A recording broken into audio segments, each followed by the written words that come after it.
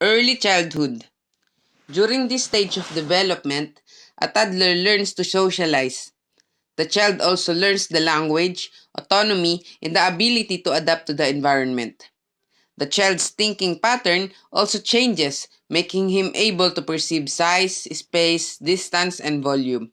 A child who enjoys the freedom to choose or exercise autonomy may grow with confidence and a self-reliance. The self-concept and cognitive development. Self-concept. The total picture of our abilities and traits. It is a cognitive construction, a system of descriptive and evaluative representations about the self that determines how we feel about ourselves and guide our actions. It begins to come into focus in toddlerhood as children develop self-awareness. So, overall po, ang self-concept is how you perceive your behavior, abilities, and unique characteristic. Self-definition. 5 to 7 shift changes in self-definition, reflecting self-concept development, the way they describe themselves. So, dito naman po, self-definition is being able to know who you are and what is your purpose in life. 3 stages in development of self-definition. First, single representation. At age 4, in which children describe themselves in terms of individual, unconnected characteristic, and in all or nothing terms. Meron po itong real self, the person he actually is. Ito po yung kung ano ngayon yung bata.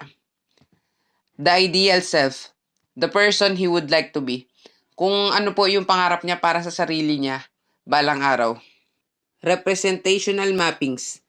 About age 5 or 6, in which a child makes logical connections between aspects of the self but still sees these characteristics in all or nothing terms. So, dito po, when he begins to make logical connections between one aspect of himself and another. Sa representational system, it takes place in middle childhood. Children begin to integrate specific features of self into a general multi-dimensional concept. So, self-definition po becomes more balanced and realistic po dito. Self-esteem. Self-evaluative part of self-concept. Based on children's growing cognitive ability to describe and define themselves. So for me po, self-esteem is very important because it heavily influences people choices and decisions. Developmental changes in self-esteem. Children's positive or negative self-perceptions at age 5 tended to predict their self-perceptions and socio-emotional functioning at age 8. Although there are differences in self-esteem, most young children, while they overestimate their abilities, their self-esteem isn't based on reality. Self-esteem is the result of feedback received from other people, and adults tend to give positive and uncritical feedback. Contingent self-esteem, the helpless pattern. When self-esteem is high, a child is generally motivated to achieve. However, if self-esteem is contingent on success, children may view failure or criticism as an indictment of their worth and may feel helpless to do better. Helpless children feel ashamed and they give up. They assume they will fail and so do not bother to try. Understanding and regulating emotions. Understanding conflicting emotions. Many young children do not understand that they can experience contrary emotional reactions at the same time. Individual differences in understanding conflicting emotions are evident by age 3. Understanding emotions directed toward the self.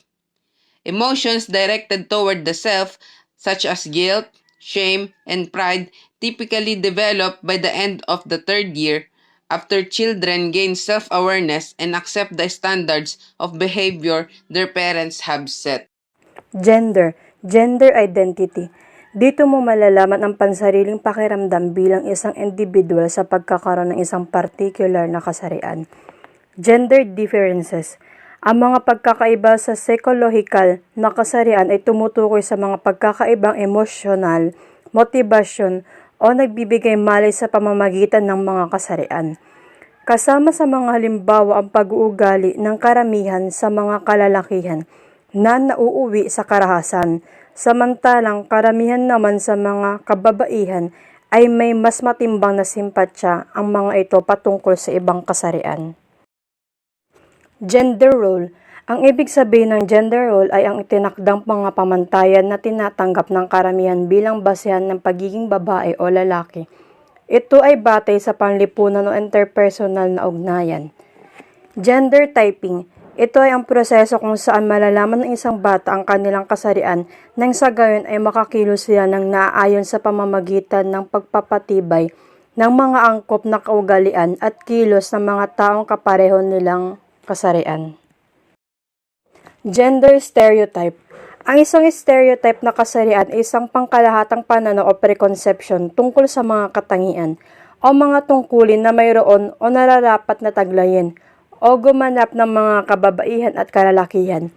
Ang isang stereotype na kasarian ay nakakapinsala kapag nililimitahan nito ang kakayahan ng kababaihan at kalalakihan na paunlarin ang kanilang mga personal na kakayahan, ituloy ang kanilang mga profesional na karera at gumawa ng mga pagpipilian tungkol sa kanilang buhay. 5 Perspective on Gender Development. Theories. Biological approach. The biological approach believes behavior to be as a consequence of our genetics and physiology. Major theories not stated. Key process. Genetic. Influences have an innermost influence on how a child develops. However, it is important to remember that genetic is just one piece of the intricate puzzle that makes up a child's life. Environmental variables including parenting, culture, education, and social relationships also play a vital role.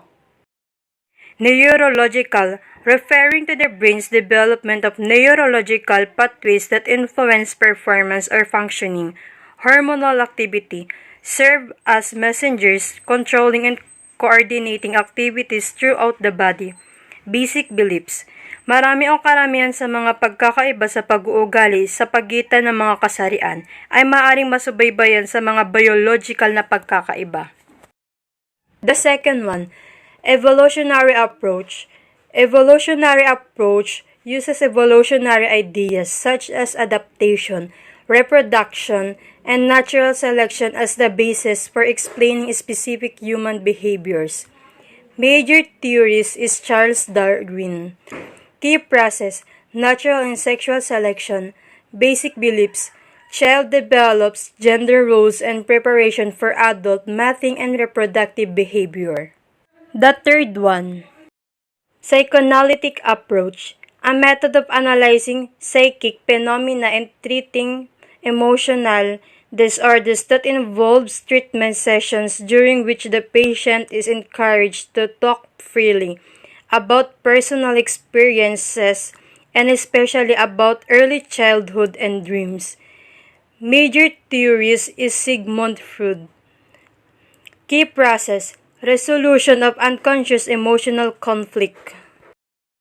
Basic beliefs, gender identity occurs when the child identifies with the same-sex parent. The fourth one is cognitive approach. Cognitive development means how children think, explore, and figure things out. Major theories is Lawrence Kohlberg.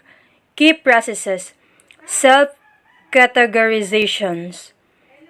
Basic beliefs, once a child learns she is a girl or he is a boy, the child sorts information about behavior by gender and acts accordingly. The fifth one, gender schema theory, suggests that children form a schema for gender at a very early age, and that the gender schema becomes increasingly complex as children develop. Preschool children often have unrealistic expectations for their careers, yet those fantasy careers are typically based on gender stereotypes. Major theories are Sandra Bem, Carol Lynn Martin, and Charles F. Halverson. Key processes, Self-categorization based on processing of culture information. Basic beliefs. Child organize information about what is considered appropriate for a boy or a girl on the basis of what a particular culture dictates and behaves accordingly. Child sorts by gender because the culture dictates that gender is an important schema. The sixth one, social learning approach, is the idea that children learn from observing others. Major theories is Albert Bandura. Key processes, observation of models, reinforcement. Key processes, observation of models, and reinforcement. Basic beliefs, child mentally combines observations of gendered behavior and creates own behavioral variation. Play, the business of early childhood. Play contributes to all domains of development. Through play, children stimulate the senses, exercise their muscles, coordinate sight with movement, gain mastery over their bodies, make decisions, and acquire new skills. The cognitive levels of play. Functional play, simplest level. Play involving repetitive large muscular movements. Example, your child is able to play with objects in a way that you would expect. Constructive play, second level. Play involving use of objects or materials to make something. For example, building blanket forts, stacking blocks, and drawing and painting pictures. Dramatic play, third level. Play involving imaginary people or situations. For example, children playing house, pretending to talk on the phone, or taking care of stuffed animals to act out the role of a doctor are all examples of dramatic or pretend and play. Formal games with rules. Organized games with known procedures and penalties. For example, chess and card games. The social dimension of play parents categories of social and non-social play. Unoccupied behavior. The child is not involved in any particular activity. He or she just observes what seems interesting at the time. When nothing of interest is happening, he or she will walk around, look around, or play with his or her fingers, hair, etc. The child often appears to be daydreaming. Onlooker behavior. When the child watches others at play but does not engage in it. Solitary and dependent play is one of the earliest stages of play where children play alone because they have not developed socially to be able to play with others yet, or because they choose alone time. Associated play. A child plays side by side with others, engaging at times but not coordinating efforts. Cooperative or organized supplementary play. Each child taking an active role to plan and structure the play situation while collaborating with each other. How culture influence play. Parenting, a complex challenge deal with small people who have independent mind and wills who still have a lot to learn about what kinds of behavior work well in society. Ito naman po yung part ng adulthood because you can handle the situation and the behavior of children. Discipline, methods of molding children's character and of teaching them to exercise self-control and engage in acceptable behavior. This is the way of self-respect and handling people character. Reinforcement and punishment. External reinforcement. Externally motivated behavior demands are computed outside. Internal reinforcement. Internally motivated behavior around are computed inside and self-determined. Corporal punishment. The immediate aims of such punishment are usually to have the offense prevent its recurrence and set an example for others. Inductive technique.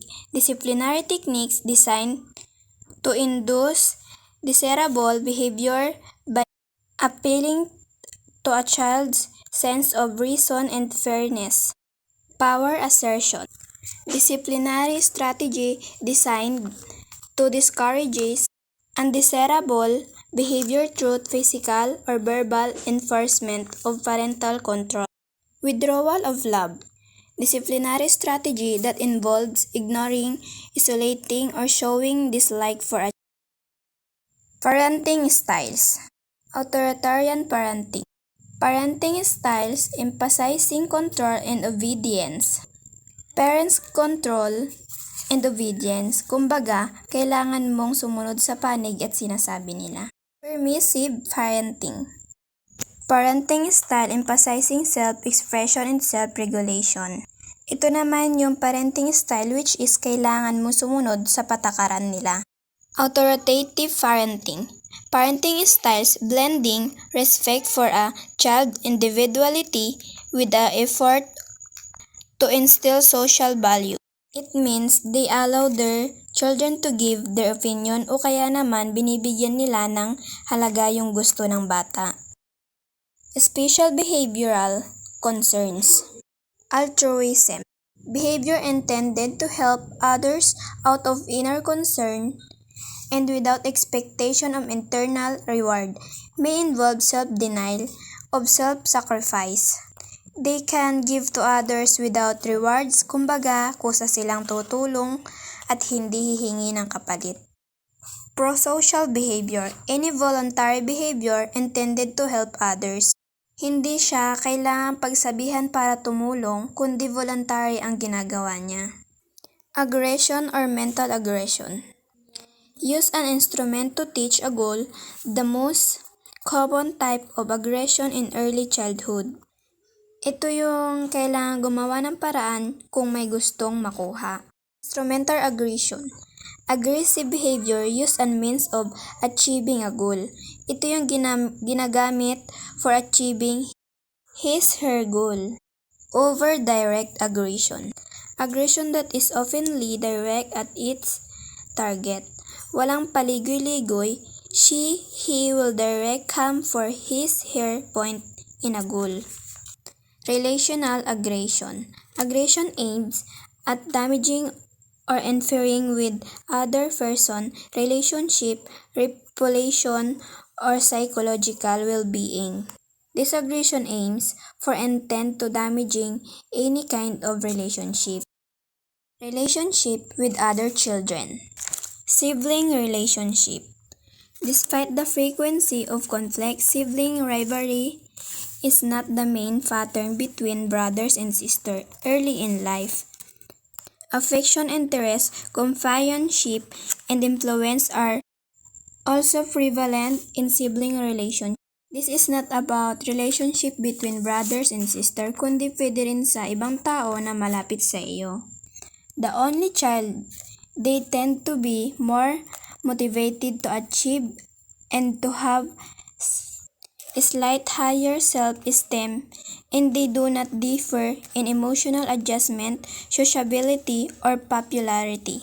She can only do something for his own because no one can compare to him/her. Playmates and friends. Friendship develop as people develop.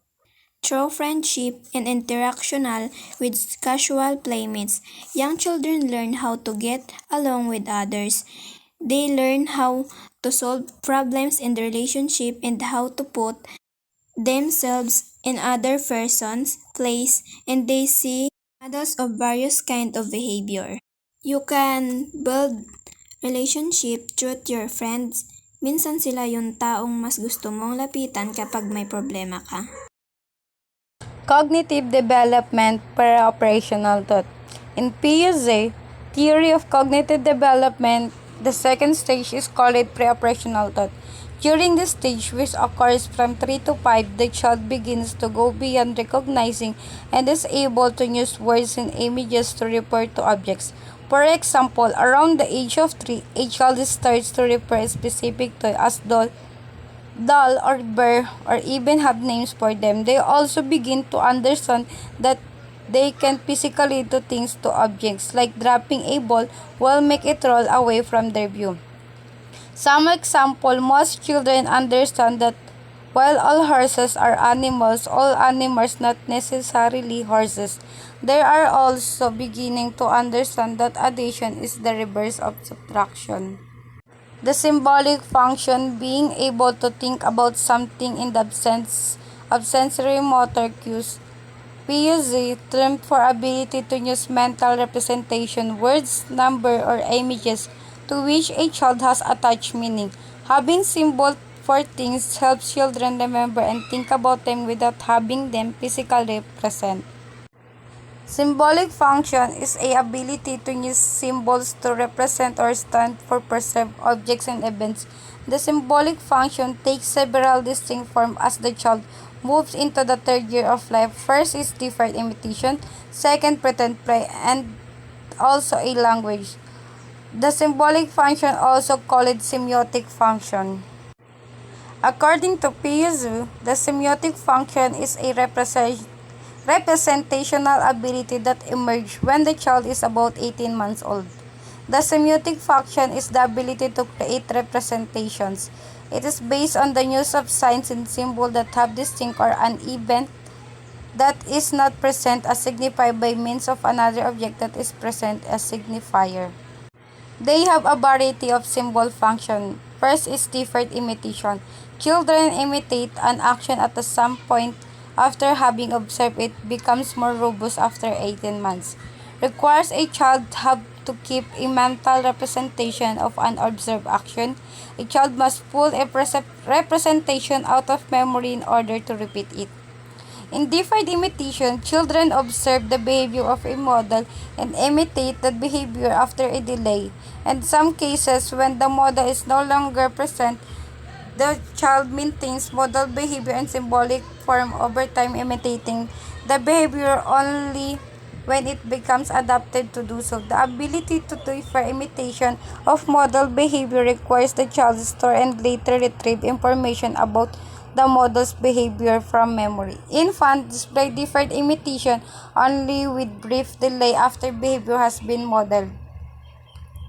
For example, 18-month-old may imitate her father use the spoon several minutes after observing her father use that utensil. The infant would not be expected to defer that imitation hours or days later without additional repetition of the model behavior.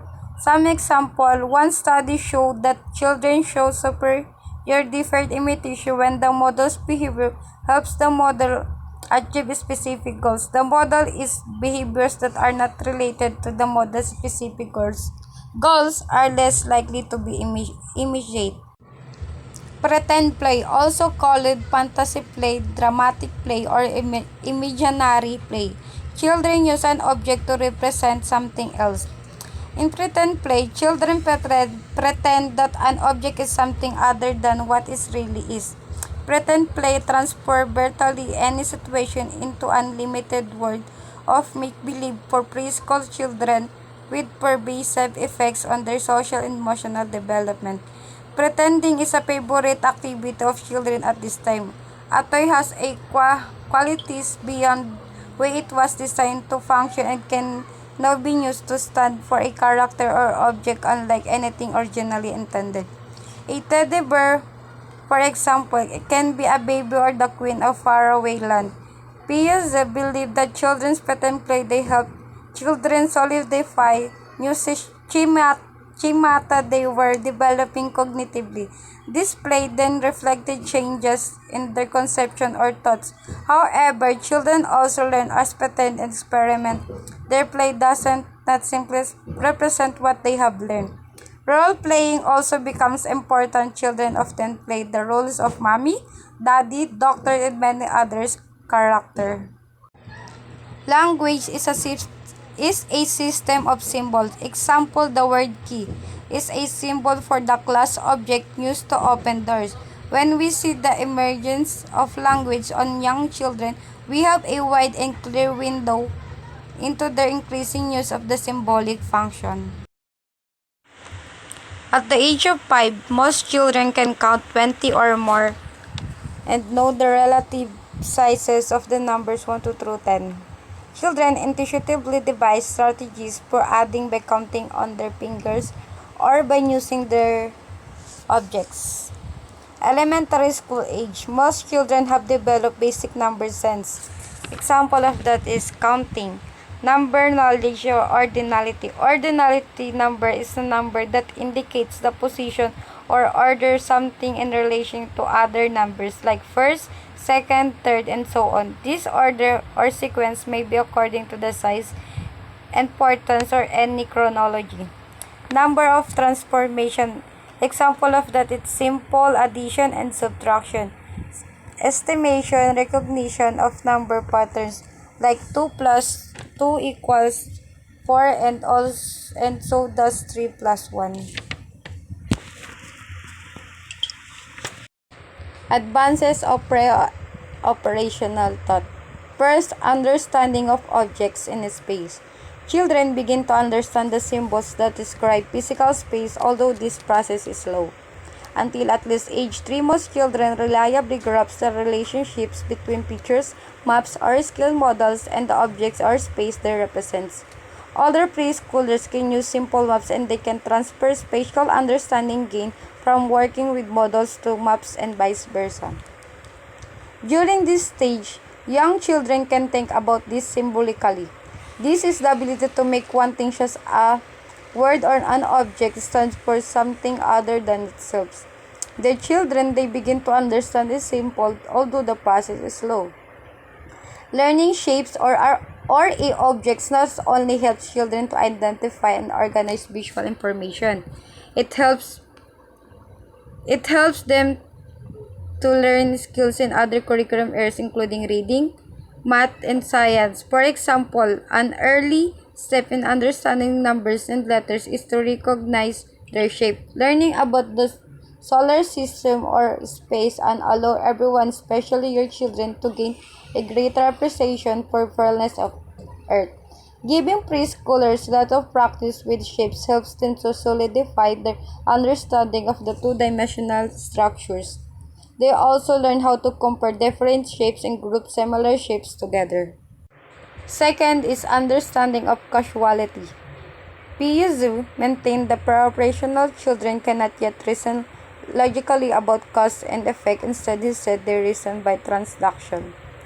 Transduction, PUZU, term of pre-operational child's a tendency is to mentally to link particular phenomena whether or not there is no logically a causal relationship.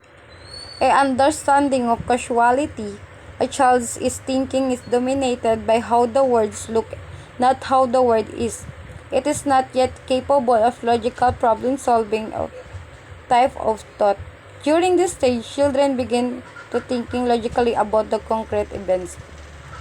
Transduction, when a child fails to understand a true relationships between cause and effect. Unlike deductive or inductive reasoning, general to specific or specific to general. Transduction refers to when a child reasons from specific to specific, drawing a relationships between two separate events that are otherwise unrelated. For example, if a child hears a dog bark and then a balloon pop, the child would conclude that because the dog barked, the balloon pop. Third, understanding of identifies and categorization. The concept that people and many things are basically the same even if they change in outward form, size, or appearance. Categorization or classification requires a child to identify similarities and differences. Children begin to understand the concept of conversation, understanding that although things may change in appearance, certain properties remain the same. Children learn logical, concrete physical rules about objects such as height, weight, and volume. Children learns conversation that idea that objects such as water and modeling clay remains the same even when its appearance change. Animism, tendency to attribute life to objects that are not alive. In general, it appears that children attribute animism to items that share characteristics with living things, things that move, make sounds, or have lifelike features such as eyes. Animism refers to attributing lifelike qualities to objects. The cat is alive, that chair that falls down hits the chills, its uncle, its mean. And the toys need to stay home because they are tired. Cartoons frequently show objects that appear alive and take on lifelike qualities. Young children do the same to think that objects that move may be alive. But after a read, they seldom refer to object as being alive. Understanding of number 9 to 11 months. According to some other research, the originality of the concept of comparing quantities more or less or greater or smaller appears to these months. Age to 4, most children have words for comparing quantities. Not until age 3 to 1 have or older do most children consistently apply cardinality principles in counting. Cardinality means the numbers of elements in a set or other grouping as a property of that grouping. At the age of 5, most children can count to 20 or more and know the relative sizes of the numbers 1 to 10. Children intuitively devise strategies for adding by counting on their fingers or by using other objects. Immature aspects of pre-operational thought. Centration.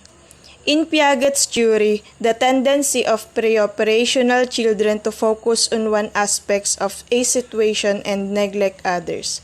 According to Piaget, preschoolers come to a logical conclusions because they cannot decenter.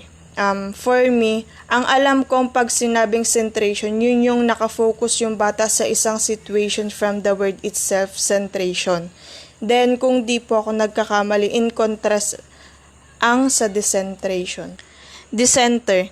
In Piaget's terminology, to think simultaneously about several aspects of a situation. Centration can limit young children's thinking about both social and physical relationships. Yung bata na may capability na gumawa pa ng ibang situation, kumbaga mas gusto pa nilang mas makapag-explore na parang ganun po, outside the box. Or yung mga comfort zone mo is yung hindi ka nakadepende na yun lang yung comfort zone, parang ganun po. Egocentrism is a form of centration. Piaget's term for inability to consider another person's point of view, a characteristics of young children's thought. Yung mga bata na nagpapakita ng concern sa isang tao, for example, yung bata na nakita niya ang kanyang mother niya, syempre, dahil concern siya, kukuha siya ng bagay na makakapagbawas dun sa pag-iyak ng kanyang mother. Piaget's 3 mountain tasks. A pre-operational child is unable to describe the mountains from the adult's point of view. An indication of egocentrism, according to Piaget. Yun yung task na to, parang sinusubok yung bata kung hanggang saan ang pagiging egocentric niya. Then parang yung task na to ay nagpapakita kung ano ang bagay na nakikita niya. Conservation, another classic example of centration. Piaget's term for awareness that two objects that are equal according to a certain measure remain equal in the face of perceptual alternation as long as nothing has been added to or taken away from either object. Conservation, yun yung pag-intry nating mag-protect or mag-preserve ng isang bagay na ginamit. Pre-operational children's responses are influenced by two immature aspects of thought, centration and irreversibility. Centration involves focusing on one dimension while ignoring the other. Yung mga bata na naglalaro na ginagamit yung mga bagay na kabaligtaran, na kung ano talaga yung nilalaro nila. For example, yung walis tambo, since bata pa, magpe-pretend sila na yung nilalaro nilang walis is a horse. Irreversibility. Piaget's term for a pre-operational child's failure to understand that an operation can go in two or more direction. Yun yung mga bata na nakakakita ng mga bagay na hindi nila agad na didistinguish. For example, yung bata nakakita ng aso sa daan, tas nakakita siya ulit ng aso. Yes, parehas na aso.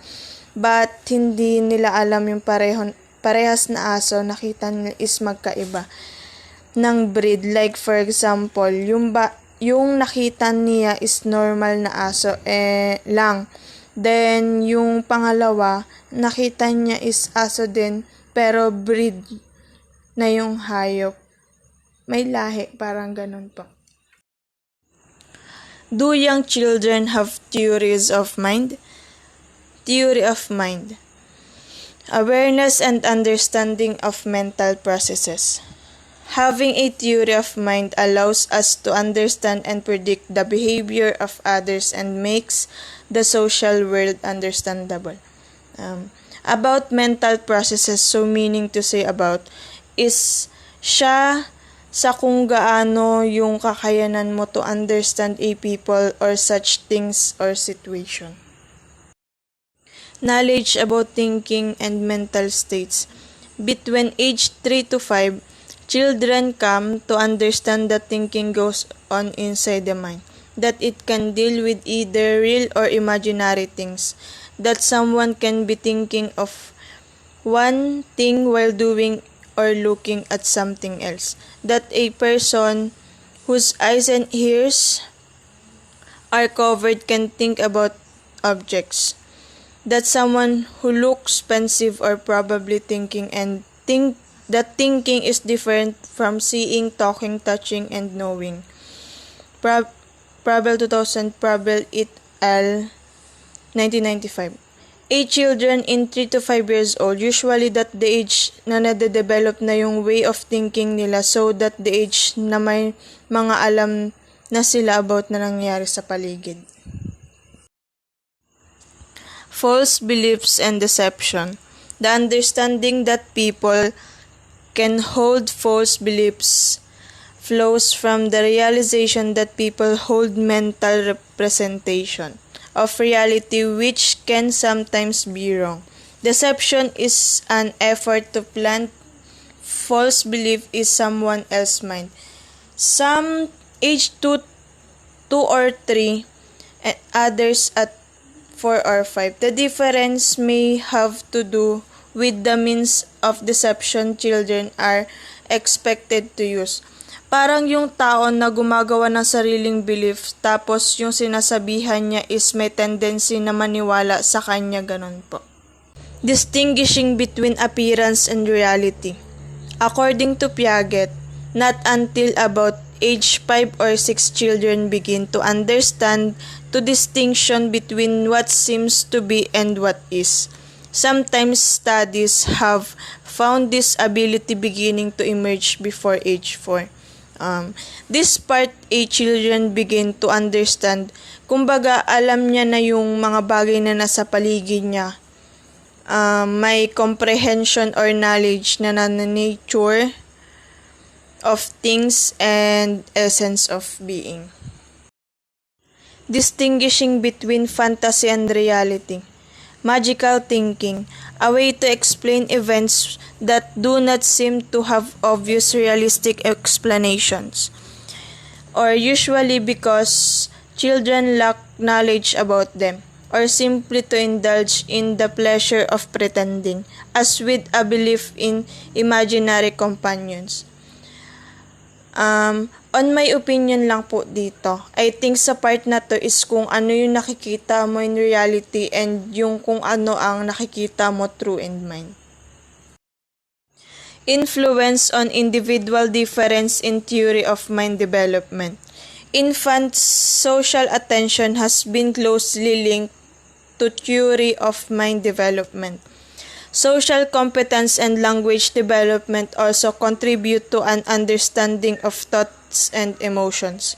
Children whose teachers and peers rate them high on social skills are better able to recognize false beliefs and also tend to have strong language skills. The kind of talk a young child hears at home may affect the child's understanding of mental states. Empathy usually arises earlier in children whose families talk a lot about feelings and causality. Families and encourage pretend play stimulate the development of theory of mind skills. Bilingual children who speak and hear more than one language at home do somewhat better than children with only one language on certain theory of mind tasks. Brain development is also necessary of theory of mind. An incomplete or ineffective theory of mind may be a sign of cognitive or development impairment. For this influence on individual difference in theory of mind development. Parang kung ano ang nakikita ng bata is yun yung na-adapt nila lalo na sa pag-social interaction. Parang for example, pag ang bata kinakausap mo, mas may tendency na mas maiintindihan ka niya. Memory development, basic processes and capacities. Memory, described as filing system that has 3 steps or process: encoding, storage, and retrieval. Recognition and recall are types of retrieval. Recall, ability to reproduce material or knowledge from memory. Recognition, ability to identify a previously encountered stimulus. 3 types of childhood memory: generic memory, episodic memory, and autobiographical memory. Factors that influence on memory retention. Uniqueness of the event. When events are rare or unusual as well as those events with emotional impact, children seems to remember them better. Children's active participation. Preschoolers tend to remember things they did better than things they merely saw. Self-awareness. In one experiment, self-awareness at age 2 was predictable of the ability to retell stories more accurately at age 3. Social interaction model. Model based on Vygotsky's psychocultural theory that proposes children construct autobiographical memories through conversation with adults about shared events. Intelligence. Psychometric and Vygotskian approach. Traditional psychometric measures stand for beneath intelligence scales. It is individual intelligence tests for age 2 and up used to measure fluid reasoning, knowledge, quantitative reasoning, visual spatial processing, and working memory. Bachelor, preschool, and primary scale of intelligence revised or WPPSI-IV. Individual intelligence tests for children aged 2.5 to 7 that yields verbal and performance scores as well as the combined score. So, parehas silang ginagamit para matukoy ang isang individual na katalinuhan at paraan kung paano sukatin ang katalinuhan o ng IQ ng isang tao. Zone of Proximal Development or ZPD. Vygotskian term for the difference between what a child can do alone and what the child can do with help. So example nun, yung pagkakain sila naman sana si mga bata, pag binigay mo ng buo, matagal nilang mauubos at mahirapan pa sila. Pero kung binigay mo na hinati-hati na maliliit na pieces, mas nadadalian silang kumain na sumubo. Scaffolding, temporary support to help a child master a task. So, makakatulong daw sa mga mag-aaral na matuto ng higit pang impormasyon ng mas mabilis kaysa sa tradisyonal na pagtuturo. Language development, vocabulary, grammar and syntax, pragmatics in social speech, private speech, delay language development, preparation for literacy, media, and cognition. Lahat yan mga nasusubukan ng mga bata or nasubukan natin noon. Using media responsibly. Number 1, limit screen time to the less amount possible. Number 2, set guidelines for appropriate viewing for all media including TVs, videos, DVDs, movies, and games. Number 3, protect children from inappropriate media. Number 4, require that children ask before turning on media. Number 5, remove TVs, video games, system, and computers from bedroom. Number 6, watch program and movies together and discuss what you are watching. Number 7, use media in the positive way to spark imagination and creativity. Number 8, limit the number of products you can purchase for your child that are linked to TV program. So lahat yan yung mga limitasyon, yung pinagbabawal sa mga bata, malimitan sila ng mga social media na masasama at yung iba dyan, pwedeng gamitin para sa mga pagtuturo sa mga bata. May mga side effects kasi ang paggamit ng media, tulad na lang ng paglabo ng mata ng mga bata ng maaga pag nasusobrahan na sila sa paggamit ng mga media. Minsan din, dyan din sila nakakakuha ng mga bad words. Ang media din kasi meron din siyang bad effects and good effects para sa mga bata. Katulad na lang yung mga binanggit dito sa using media responsibly. Early childhood education, types of preschool. Number 1, Montessori method. Number 2, Reggio Emilia approach. Number 3, compensatory preschool programs. Number 4, the child in kindergarten.